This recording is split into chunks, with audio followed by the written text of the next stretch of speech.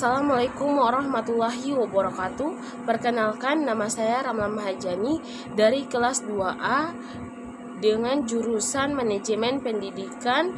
Di sini saya akan mempresentasikan materi tentang menganalisis proses penarikan, rekrutmen, dan seleksi SDM. Yang pertama, konsep rekrutmen dan seleksi SDM. Rekrutmen adalah proses mencari atau menemukan, mengajak, dan kemudian menetapkan sejumlah orang sebagai calon anggota dengan karakteristik tertentu pada organisasi. Du Bois dan Rothwell menyatakan bahwa rekrutmen adalah proses menarik sebanyak mungkin kualifikasi pelamar untuk lowongan yang ada dan bukan diantisipasi untuk posisi yang tersedia. Henry Shimamura menyatakan bahwa rekrutmen adalah serangkaian aktivitas mencari dan memikat pelamar kerja dengan motivasi, kemampuan, keahlian, pengetahuan yang diperlukan guna menutupi kekurangan yang didefinisikan dalam perencanaan pegawai. Yang kedua, proses perekrutmen dan seleksi. Proses rekrutmen menurut Suwatno dan Priyansa 2011-68 antara lain: yang pertama, tahapan pertama, memperjelas posisi yang harus diisi melalui perekrutmen. Yang kedua, tahapan kedua, review dan memperbaharui uraian pekerjaan dan spesifikasi untuk posisi tersebut. Yang ketiga, tahapan ketiga, mengidentifikasi kemungkinan sumber pelamar yang memenuhi syarat. Yang keempat, tahapan keempat, memiliki cara komunikasi yang paling efektif agar menarik pelamar yang memenuhi syarat. 3. Mengukur efektivitas perekrutmen dan seleksi. Menurut Deseler 2005, parameter yang digunakan untuk mengukur efektivitas untuk pelaksanaan rekrutmen adalah persentase rata-rata karyawan yang berhasil direkrut dari masing-masing sumber rekrutmen dan perbandingan antara pelamar dan jumlah karyawan yang dibutuhkan. Perusahaan menggunakan alat seleksi untuk menilai kualitas pelamar berdasarkan sumber rekrutmen. Waktu yang dibutuhkan perusahaan dihitung dari saat perusahaan mulai melaksanakan rekrutmen sampai pelamar menjadi seleksi. Biaya pelaksanaan yang menggambarkan total biaya yang harus dikeluarkan oleh perusahaan untuk melaksanakan rekrutmen tersebut.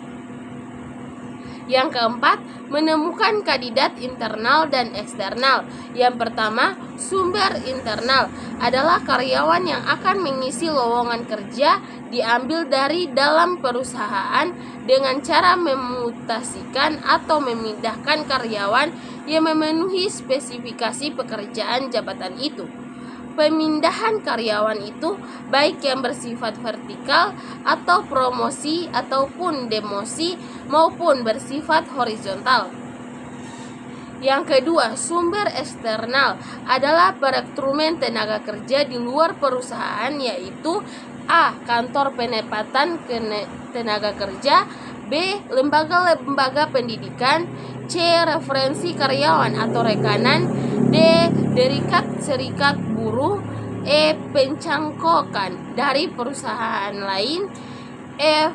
Nepotisme dan leasing, G. Pasar tenaga kerja dengan memasang iklan pada media massa, H. Sumber-sumber lainnya.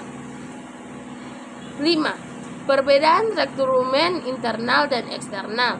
Rekrutmen internal berdasarkan pada sumber tenaga kerja yang sudah ada atau dimiliki organisasi, sedangkan rekrutmen eksternal melibatkan pencairan calon karyawan dari luar organisasi. Rekrutmen internal tidak memerlukan adanya pelatihan industri, sedangkan rekrutmen eksternal sangat diperlukan pelatihan industri dan bersifat wajib. Rekrutmen internal memiliki proses yang lebih cepat daripada rekrutmen eksternal karena pada rekrutmen eksternal melibatkan seperti iklan, seleksi, penempatan, pelatihan, dan lain-lain yang dimana hal tersebut tidak ada dalam rekrutmen internal. Kesimpulan, rekrutmen dan seleksi mempunyai peranan strategis dalam mempersiapkan dan menyediakan sumber daya manusia yang sesuai dengan kebutuhan pekerjaan, sebagaimana ditetapkan dalam analisis pekerjaan khusus deskripsi dan spesifikasi. Kedua kegiatan tersebut didahului oleh kegiatan analisis pekerjaan dan perencanaan sumber daya manusia. Rekrutmen adalah proses mempekerjakan kandidat yang tepat pada pekerjaan yang tepat. Industri Engineering Letters 2012 dengan tujuan untuk memikat sekumpulan besar pelamar kerja sehingga organisasi akan mempunyai kesempatan yang lebih besar untuk melakukan pemilihan terhadap calon-calon pekerja yang dianggap memenuhi standar kualifikasi organisasi. Sekian, terima kasih. Wassalamualaikum warahmatullahi wabarakatuh.